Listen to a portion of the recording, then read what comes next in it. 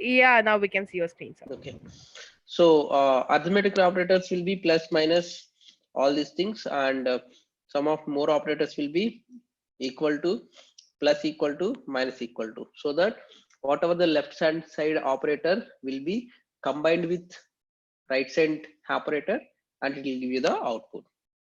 So a equal to 10 and b equal to plus equal to a, it means b equal to b plus a. So like this we are going to have. Okay, let's move to the actual programming language of functional, sorry, we'll go to the functional next. Oh, conditional operators. So what is a conditional operator? So you have some set of statements. These statements need to be happen only some work is there, some action is accomplished. At that time we are going to have this conditional statements. Okay, simple examples we'll see. I need to print a number. I need to print it is a true. So I have a number. Okay, example, I have data equal to 50. Okay, data equal to 50. If the data equal to 50, I need to write a small program saying that I need to find this number 50 is even number or not. Okay, even number. If it is even number, I need to print. If not, I don't need to do anything. So what I'll do, if data percentage dividend operator 2 equal to 0, okay, then I need to print document dot write off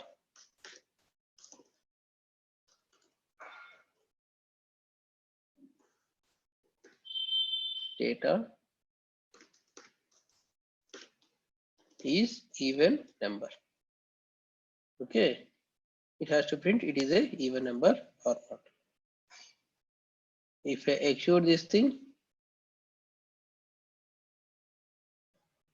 50 is even number. Suppose my data is 51. Example, my data is 51. If I execute this thing, I'm not getting it. So what is happening here? Based on some condition, we need to analyze that statement, or couple of lines of statements need to execute or not. So we are controlling the flow of execution. Okay, we are trying to control the flow. Here what flow we are controlling? We, as any program language, what I told, we are having a line by line execution. So when we have line by line execution, what is happening here? So I need to execute first 16th line, and then I need to go for 17th, I need to go to 18th, and I need to go to 19th. So what is happening? I'm trying to control my execution flow. What is happening? If it comes to 18th line, till 18th it is executing perfectly. After 18th line, what is happening? It is trying to check the condition is true or not. If the condition is true, what are the statements of lines in a block? So here we are going to write blocks in curly braces starting and ending. So whenever you have curly braces starting and ending, this we are going to call it as a block. Okay, as of now I have only one line, so I don't need to write curly braces. Okay, because it will treat this one next line as a block. Suppose if you have multiple lines, then you need to use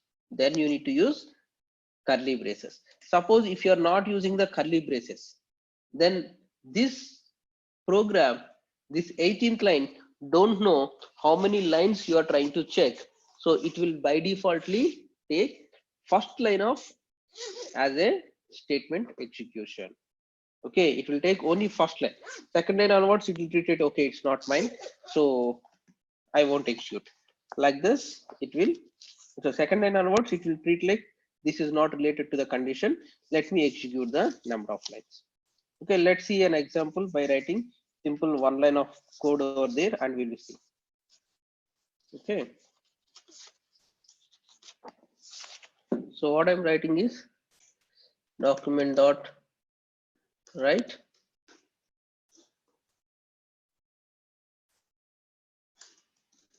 I have written simple statement. See here, whenever I'm writing a JavaScript, like other programming language, I don't need to write the semicolon here. Okay, if you can write, means it's not like you should not write. You have to write, but we have a flexibility. That's it. It's not like I should not write or something. It makes you the flexibility. Okay, so if I execute this thing, what is happening? Execute is happening. Even it is 50 also, what happens? This line will execute, this line will execute. So if you're not providing any curly braces, it will take only the one line as a condition. So if you want to make this one as a block, you need to provide the block and make sure this will perfectly fit. Now it is printing, suppose if it is 51, nothing is printed. So this is going to be a simple if statement. So what we're trying to tell, if the condition is true, then only a block of statement need to execute. If not, don't execute that block, go to the next line. So where it is going? It is going to the 21st line, it is going to 22nd line, and it is executing as per the normal. Okay, this is a simple if statement. So the next one is if else statement. So now I have statement, it is called if it is true. If it is even, I am printing. If it is not even means automatically it will fall under odd number. So if you want to add a statement in the false, if you want to display some data or some lines of execution, even it is a false. Okay, even the condition is false. Then what we can do? We can write else block. If writing the else block, it is trying to tell, yes, I have a if block. If the condition is true, actual set of programs, actual set of first block will execute. But if the condition is false, whatever the block you are writing for else, it will execute. So what I'm going to do, I'm going to write same type of code here. And data is odd number. If I execute this thing, you can see 51 is odd number, execute. If it is 50, 50 is an even number. So it's nothing but we are trying to control. Previously, we are trying to control only some set of lines based on the condition true. But here in if else statement, we are trying to control statements of execution by success case and failure case, or true case or false case. If the condition is true, it is executing couple of statements. If the condition is false, we are executing couple of statements. Okay, this is the thing. You got it? What is the if and if else statement? Any questions here? If and conditional statements?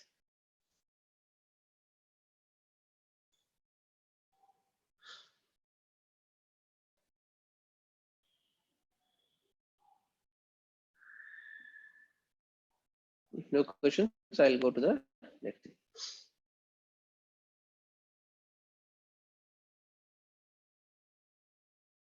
So document.write knows wherever it started executing on the web page, there itself it executes. Okay.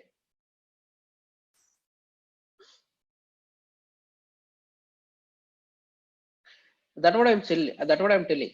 See, JavaScript is a flexible language. Even you are writing semicolon or not writing semicolon, no worries. Okay, but you need to make a practice saying that write a semicolon. And why we need to write a semicolon in JavaScript, even we don't have a habit. Okay, suppose if you want to execute them in the same line, if you're writing multi lines of statements in single line. JavaScript. So here I need to give a simple example here. If you're giving a new line or new space, it need to store in the database. Sorry, it need to store in the memory. So it need to store a new line in the memory, which is trying to occupy some lines of code. Okay, that's reason what happens is like this program is not executing in the server. This program is executing in the client side. Means when you enter some URL, data is downloading to your machine. Okay, so suppose if your JavaScript program, so you are having any Google website, any website, if you say any website, you could play Facebook, Google or something, if you execute, it will download lot of JavaScript files. So lot of JavaScript file means if you're trying to enter new line, again it will be taking some space. So we want to avoid those things. So to make sure minified versions, normally we'll write couple of statements in the single lines in JavaScript. Okay, that's the reason we are going to use single line. Even 10 lines we can write in single line and we can execute. Okay, that's the reason it's not mandatory. You can do in single line or multi-line. Okay, this concept I'll come and I'll explain you one more time in when you are seeing about basic concepts of jQuery. Yes, jQuery file.min.js means in min.js file, normally what people will do is they will try to remove all the spaces, new lines, unnecessary data, unnecessary commenting of lines and everything. They'll remove it and they'll make it as a maximum of 10 to 15 lines of code, but each and every line goes more than 20,000, 30,000 letters. But if you see the normal file, everything you're writing in a clean structure, okay, so that any user want to understand, he can understand the code easily. But as we are giving it to the client don't need to understand the code. What they need to see if it is executing or not. That's only correct. As a user, what we'll see output. Something is coming or not.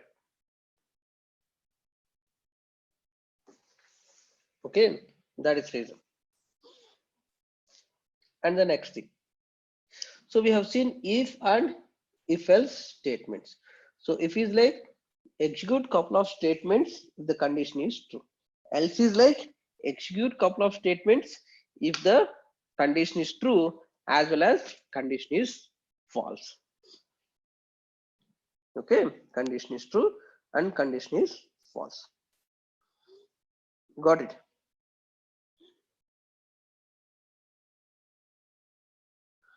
And the next statement is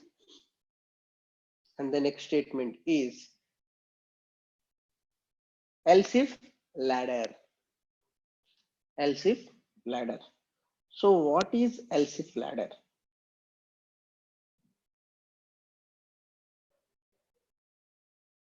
So else if ladder is nothing but it's just like a if else statement, but we can do chaining over here. We can do if else like a chain. Got it? The concept of chain. If condition is true, execute. It will go to the else.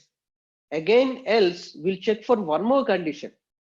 If that condition is true, we'll execute. If not, we'll go for else. So we can do if and else in multiple times. If else statement multiple times. We'll try to do it here itself.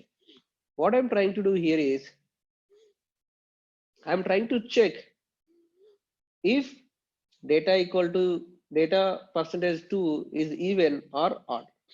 What I'm trying to do here is I'm trying to see if the data is 0 or not.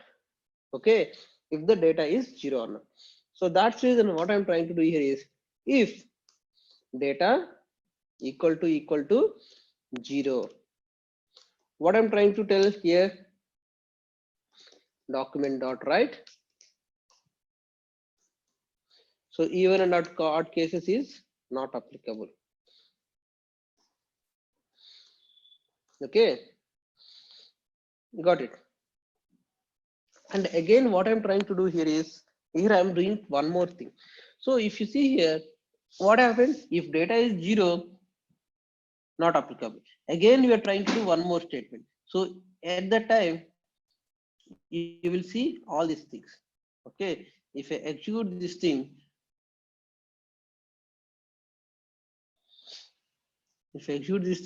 as of now you're not seeing anything, but let execute by providing 0. Let execute by making us 0. So if you see here, you will get not applicable, as well as 0 is an even number. But I don't want to tell to the user 0 is a even number or odd number. So how can I achieve this scenario? By using else if ladder, we can able to achieve, as well as if the number is negative below 0. So how can I make sure these things are not happening? So that time I need to do multiple if else checks over here. So that reason what I'm doing here is I'm going to write a else block, and in this else block again I'm trying to check any other condition is applicable. And what I'm trying to check, if data less than 0, I'm going to write document dot write not applicable. And then finally what I'm trying to do, else if data percentage equal to 0, then it is a even number, else it is a odd number. So what I'm trying to do over here, I'm trying to do here multiple checks, and if one check is passed, I need to move out of the everything. I need to go for the next execution phase. If anywhere the condition is not true, we need to go for last statement, and we need to share, make sure that this is the last case, and we need to go out of the loop. See here, when I'm providing data equal to 0, document dot write not applicable. If I execute here, you are seeing only not applicable. Previously we are trying to support data, but now it's not applicable. Why? Because if you see here, if data equal to true and data equal to 0, so this true statement is executed. So when it is a else if ladder, okay, else if ladder, what happens is like once one condition is true, okay, immediately it will be move out of total else if ladder. Okay, so here this is the total else if ladder. In this we are having 1, 2, 3 if conditions, but at any point of time one condition is true, then it will be move out of the else if ladder. So that reason data equal to 0 is true. So even if there is no data percentage true equal to 0, it will come as 0. But what is happening, as soon as one condition is true, that block will execute, and once it execute, it will be moved of the total else if ladder. So that's reason we are directly come to 26th line. You got it. This is the else if ladder. So if I provide as -1, if I execute here, see here not applicable, or else applicable as its number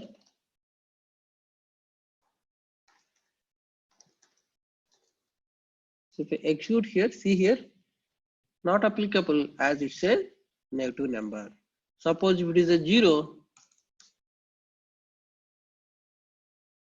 not applicable, it is a 0.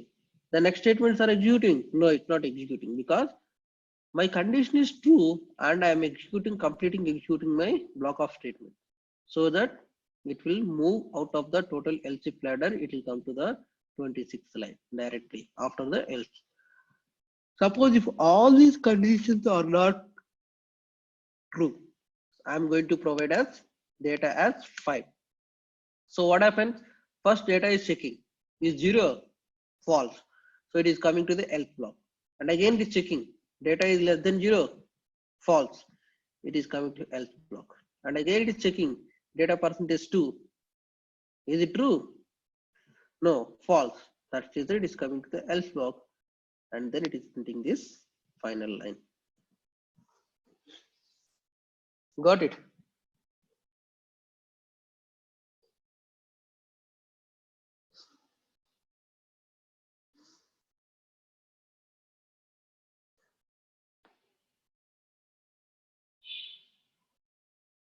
Got it? Yes, if you are using less than or equal to, you don't need to check twice. But what I'm trying to do is like, I'm trying to explain the logic. I'm not trying to explain. We can use some other cases also here. Okay. We can use else 0 also. But what I'm trying to do, I'm trying to explain total else if ladder in a clear structure. How many like this, how many if else statements we can keep. So the thing is like, people won't prefer to write multiple else if ladders. Do you know why? Any coders don't try to use else if ladders continuously. They won't use much because your execution time will be very less here. Okay.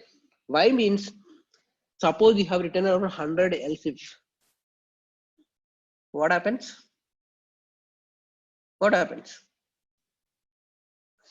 Suppose if the condition is not applicable total 100 cases, so it will try to check total 100 conditions, and then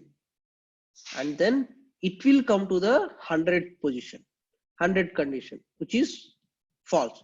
So it is trying to check 99 probabilities, and 99 probabilities are false.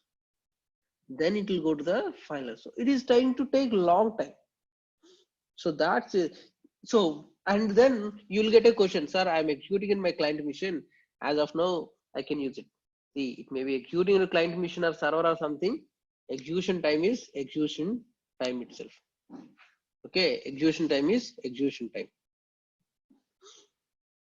But thing is like, we want to reduce the execution time. So that reason we'll try to reduce this concept. We'll try to reduce this concept and we need to write it. That's the reason we are going to use nested if else statement. So what we can do is, in the if statement, you can write if else one more time. If else statement, you can write else one more time. So like this, we can do lot of stuff. Okay, by using the nested if. Nested if means we can write inside the if condition itself, we can write one more if condition.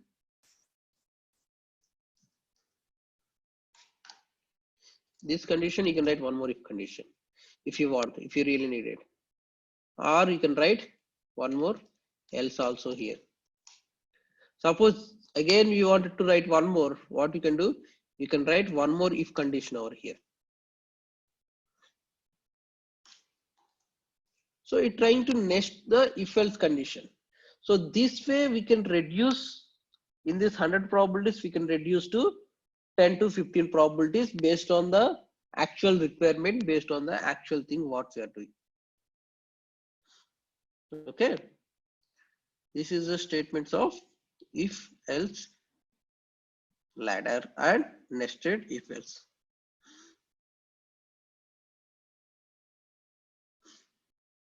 Okay. And the next thing is, the final thing is switch.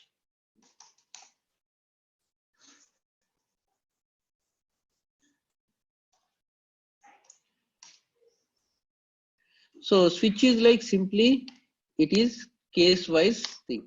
So once you got the output values, based on the output values, we can write whatever data you wanted to do, whatever the conditions you wanted to do. Example, Monday.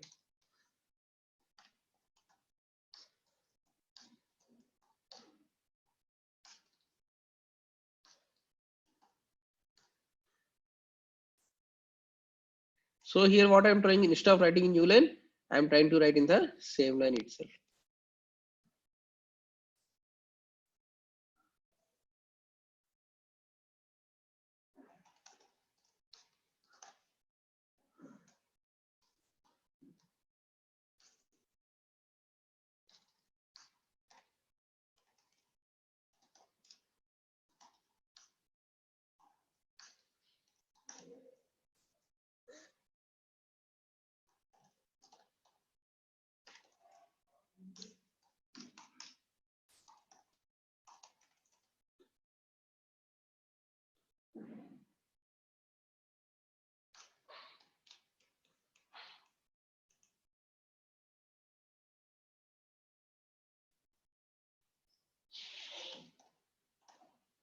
See here, I'm having a data over here. Data is 0 or 1. If you execute, it is coming as Monday. If the data is 2,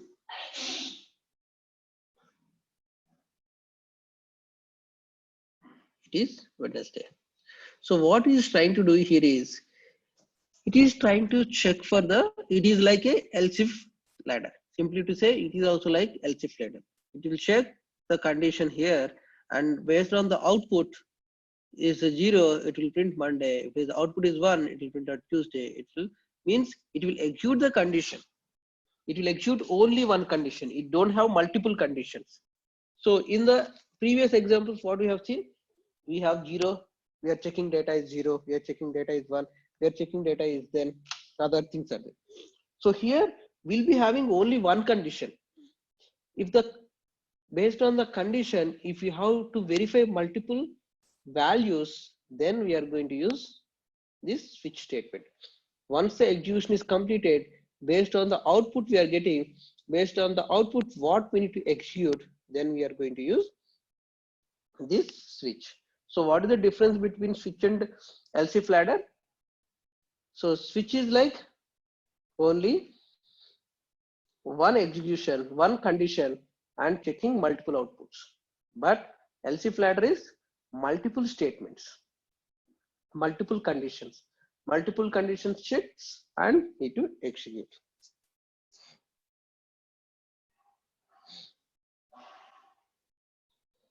That I'll tell you. So how to get the input of the user is like, so that actions I have not yet started. We are going to see the actions in the next class. I'll tell you the action. There are some actions. We need to go through the all actions, that we need a whole session. We can't just give 1 or 2 examples. So the defaults is nothing but here. If all these cases, if the condition is applicable, if the condition is executed, you got the output. If we have multiple cases, means multiple equality checks we are doing. If all these equality checks are not passed, by default it will go to this one and it will execute. Suppose I am going to provide as some number over here. If I execute this thing, default, because as all my conditions, as my condition is executed and it is trying to check a equality, there is no equality over the cases. That's reason I am moving out of this equality and I'm coming to where I am coming to. I am coming to default statement and we are providing the, okay. This is all about conditional statements. So these statements are very important. See, whenever you are writing a statement, analyze it. It's just not like, yeah, I'm going to use this statement. Try to analyze it. Try to see, I can write, or I can write a else if ladder, or I can write only if condition or only if else condition. So based on this depends upon our thinking. Suppose if you have some condition, if you have to achieve something, we need to follow something. So that thinking has to come from us. No one will guide you on that. We need to think about it. Okay. And the next statement. So now these are all the conditional statements. What are all those? If else if ladder, nested else, nested if else, and then switch statements. Okay. And the next important concepts what we are going to do over here is while loop, do while loop, and for loop. So first we'll go to the while loop. Okay, this is the syntax for any while loop. So what we are trying to do over here, previously we are trying to do a if else statements. So there is a similarity here. What is the similarity? For the if and while loop, there is one similarity here. What is the similarity? So here if the condition is true in the if statement, okay, if the condition is true, then this block will execute. While also same thing. If the condition is true, this block will execute. After this, execution won't go to the 17th line. If it is a if condition, execution will go to the 21st line, will go to the 22nd line, and it will execute line by line. Got it? But coming to the while loop, it is not the case. What is the case? If the condition is true, it will execute this statement. Fine, which is good. Going on. Now what is next? What is next is, if the condition is true, it will execute the block of statement. Again, it will go to the 14th line. It won't go to the 17th line. So it will take a loop. It tries to execute the condition again. Okay, it try to execute the statement again. If the statement is true, okay, if the statement is true, again the block of statement will execute. And once the block of statement is executed, again it will go and check. Okay, again go and check if the condition is true. If the condition is true, again block of statement will execute. Okay, it's going to be a loop. So what it is trying to do is, until unless condition is false, that blocks will execute repeatedly. Okay, that block will execute repeatedly. I'll tell you this concept. I am going to explain that with the example. I'm going to explain that with example, and here I want to show one more concept over here. Okay, I'll show you. See, simple example I'm showing here. I'm going to print 1 to 100 numbers. Okay, I'm going to print 1 to 100 numbers. So I have where I equal to 1 else 0. Okay, I equal to 0. Now what I'm trying to do here is, I'm going to check I value less than 100. If I value is less than 100, what I'm trying to do? Document.write of I. Okay, and also I'm trying to print console dot. It will be in the console. Right. See here, this is the tricky part of our JavaScript. This is going to be a tricky part in JavaScript. What is that? We'll see. Let's go to the execution. See here, this is the actual output. Now I'm going to refresh this page.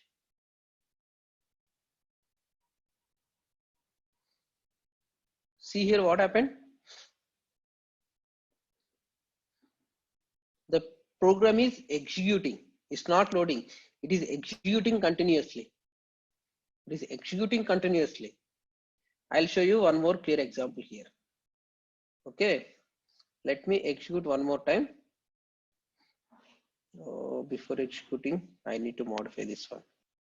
Before executing, I need to modify this one. It's the same thing, it won't execute. Let me execute one more time. See here, you are seeing the output. Okay, what I'm trying to do here is, I'm going to the inspect. I'm going to the console. Now, let me execute this program again.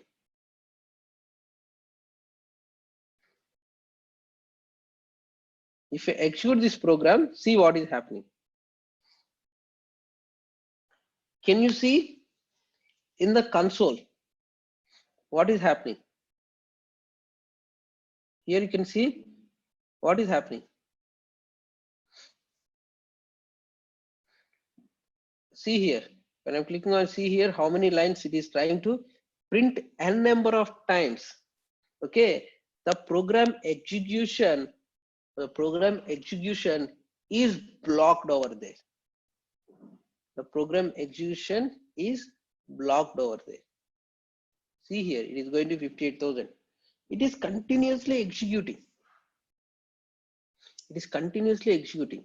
There is no end for this while.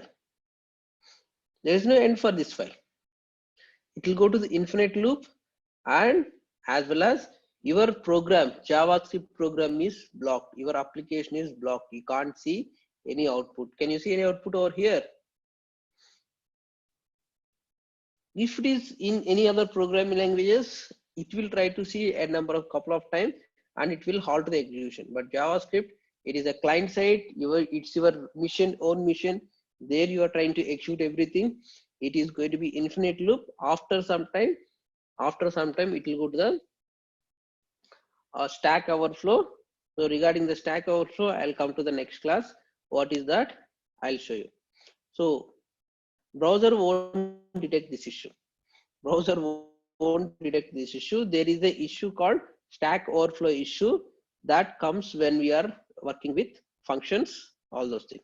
That I'll show you. See here, it is going to 1,67,000.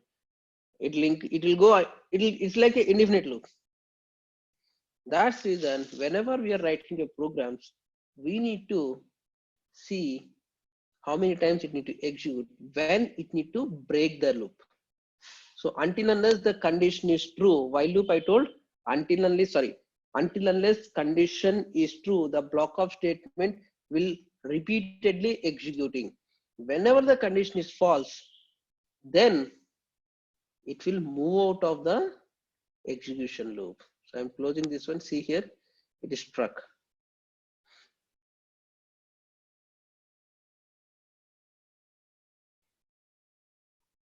Here my browser is just totally struck.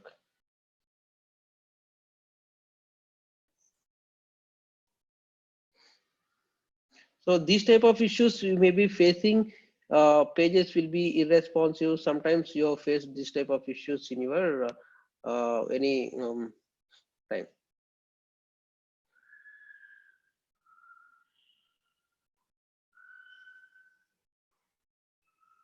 See here, I have executed. So what is the problem here? I have a condition. I'm checking for the condition. If the condition is true, then execute the block of statement. But the condition is true always, because once the condition is true, again it will execute the block of statement, and again it will try to check the condition. Again the condition is true. It is going on indefinite loop. So we don't need to use break here. So when we need to use break, if you write a condition, we can write a break over here. Okay. Again, in that case, you can write here. So what I'm trying to do here is, I am trying to increase my I value. So what I'm trying to do, I'm taking the I value, okay, and I'm checking I less than equal to 100. Is it true? Yes, it is true. Printing I value and console.log of I value printed. After this one, what I'm trying to do, I'm increasing I value by 1. Now what is I value? I value is 1. It will execute the statement again. Again, it will check I value became 2. So now if you execute this program, see here, you got 1 to 100 numbers. And 1 to 100 numbers are fixed, 1 to 99 numbers are fixed. So why it is 99 here? I am checking I less than 100 or not. 100 less than 100, is it true? No, both are equal, it is false. That's reason this statement became false. Okay, that's reason we are coming to the 21st line. Got it? This is the while loop. If you want, you can use the breaks also. So how to use breaks? You need to write one more statement here. Again, you need to write one more if block, or you need to check if I equal to 100 or something, and then you need to break it. Instead of this one, we are going to use while. This is the main use of while statement. It is trying to check condition is true. If the condition is true, it will execute. If not, no need to execute. So console.log is nothing but, I have told you already. So if you want to console some data, if you want to see the output, not in the browser, as a developer point of view, you wanted to see some data in the console of any browser, then we are going to use console. If you see here, inspect, if you go console, you can see all the data 0, 1, 2, 3. Console is nothing but to print some data for execution point of view, or to for the developer point of view, to see where it is blocked, why it is not working, those things. So this is going to be console. So to print some data in the, so that's the reason you can see here console. So we are trying to print in console with the logging. So this is mainly for logging purpose, logging data in the console. So this is the if else statement.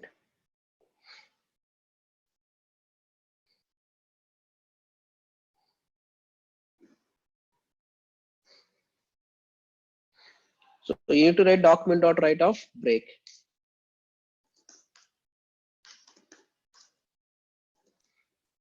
We don't have document.write-ln or something. Document write of.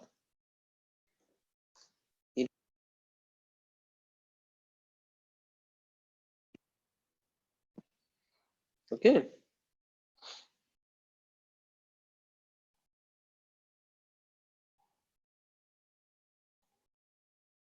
So what is happening here?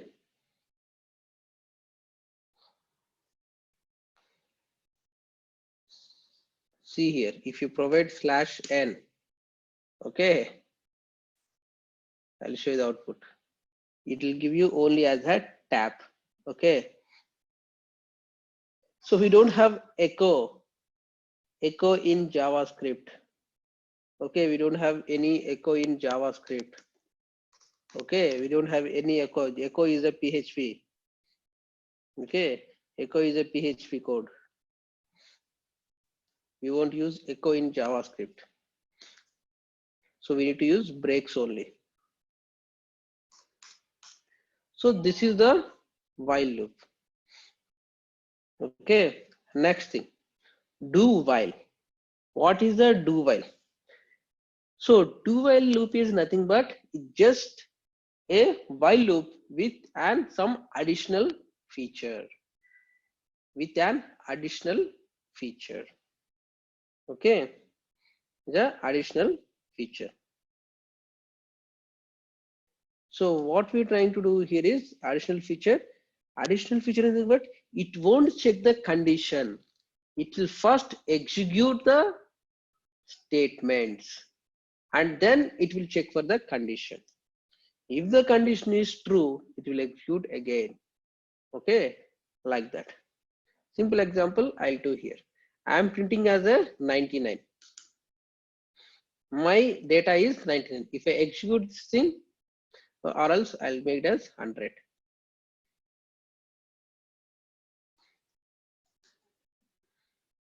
If I execute this thing, you can't see any output because there is no 100 less than 100 is true, false.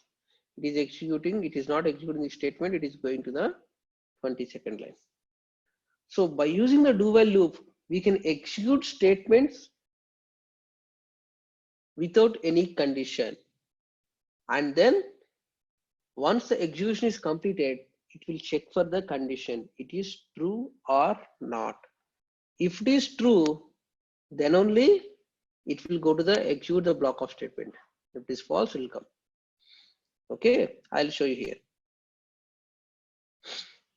Do while won't check the condition first. While only will check the condition first. Do while. If I execute here, see what happens. It is printing 100. It is printing 100. Why? Because even my condition is false. Why it is printing 100? Because I told you correct. Do while loop will execute this block of statements first. Okay, it executed I value is 100 and it is printing console.log of value I value is 100. Good. Everything is good. Printed. Then it is coming to while. So what is the I value now? At the end of this loop, I value became 101. 101 is less than 100. False. Correct. That's reason it will come to the execution of 28nd line.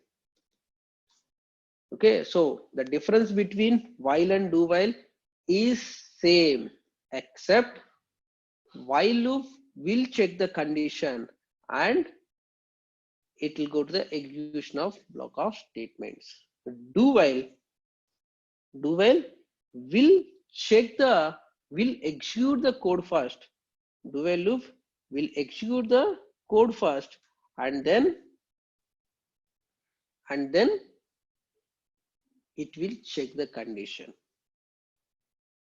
Okay, and then it will check the condition. If the condition is true, it will again execute the statement. If the condition is false, it will come out of this. So the probabilities of here while loop and do while loop is while loop, the probability of execution of statements is 0. Do while loop, probability of execution of statement is 1. So at least one time do while loop, the statements will execute and it will do while loop. If the condition is false in the starting itself, it won't execute any statements. Yes, even the condition is false, it will execute the statements one time. Okay, this is about while loop and do while loop. And then for loop. Okay, and then for loop. Okay, so for loop and while loop are same. There is no difference between for loop and while loop, but only syntax changes. Only syntax changes. What is the syntax?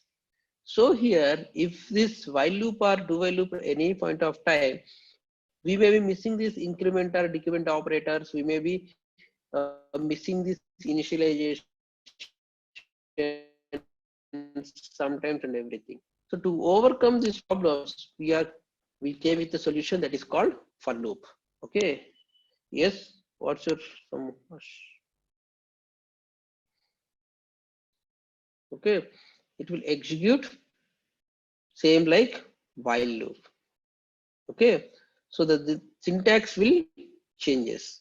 So here the initialization we are doing before the while loop and increment decrement operations we are doing inside the loop. Instead of this thing, for loop came up with a good structure. And then we are going to have 3 blocks: initialization and condition and what is this? Increment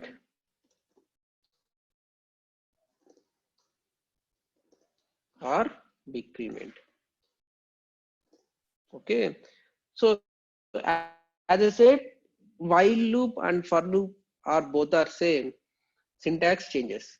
So here in while loop, if you want to provide initialization, you can provide, or you can skip it. Increment decrement operators also, if you want, you can provide, or else you can ignore. But but we are trying to have condition for sure over here. The condition will need to be have in for loop. We can miss initialization or increment decrement operator, but condition has to be present. We'll see the same example what we have written for while loop.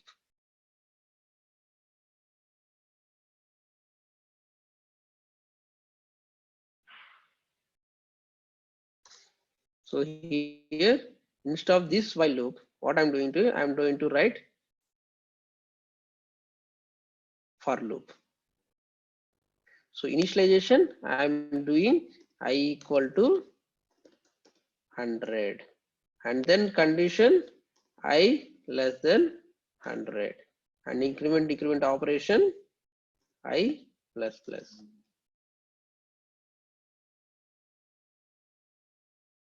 I'm just copying this. So if I execute this thing, you will find the say.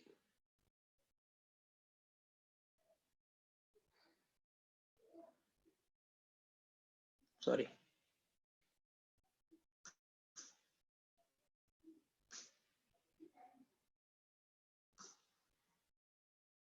If I execute this thing, you can see 0 to 99 same as while loop, and you can able to see the output. Suppose, as I said, we don't need the increment and decrement operators. We can skip those things because variable I already presented over here. If you want, I can remove it. Suppose I don't want to keep initialization, decrement, increment or decrement operators. I can keep in the for also. If I execute, there won't be any difference. There won't be any difference. Here the initialization as well as increment decrement operators are optional. But what is for loop? For loop is what it is going to do here is there is a statement over here. So what it will do, as I said, for of initialization, condition, and increment. So what it is going to do basically is like first do initialization. Okay, it will do initialization only one time. As soon as for loop is started, it will do initialization only one time. And then second step, it will check condition. If the condition is true, it will execute this block of statement. If the condition is false, automatically it will go to the next line. Okay, if the condition is true, it will execute condition, it will check the condition. If true, execute block. Then once the execution block is done, it won't go to the initialization again. It will come to the increment operator. If block execution done,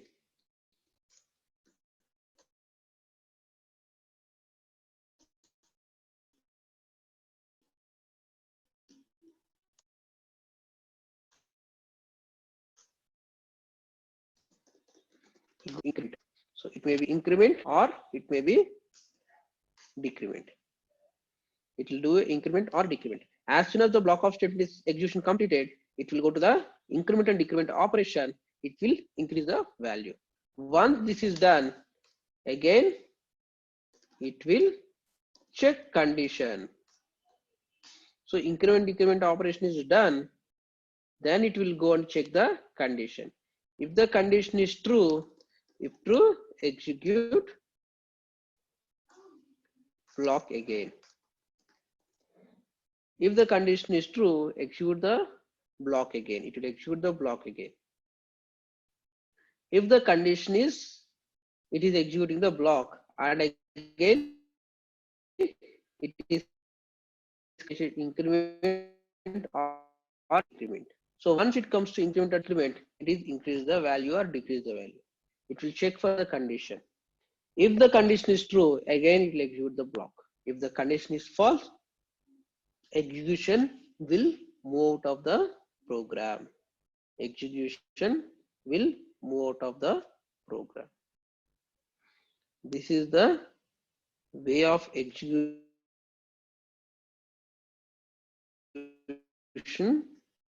of for loop. For loop is nothing but simply like while loop, but it is a well structured. While loop is structured, but if you miss something or somewhere, we don't know where it will break. But while loop, everything, all these conditions, increment, decrement operators, initialization, everything is one place. We know. Okay. So that's reason people use very less while loops. So even if you go to the programs and everything, we won't find while loops. We'll find only if. Sorry, we will find only for. This is the reason. Okay. So everyone clear on this looping statements?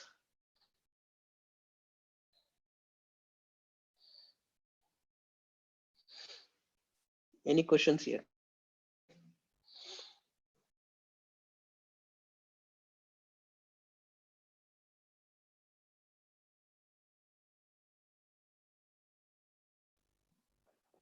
Okay, this is all about our conditional statements and looping statements.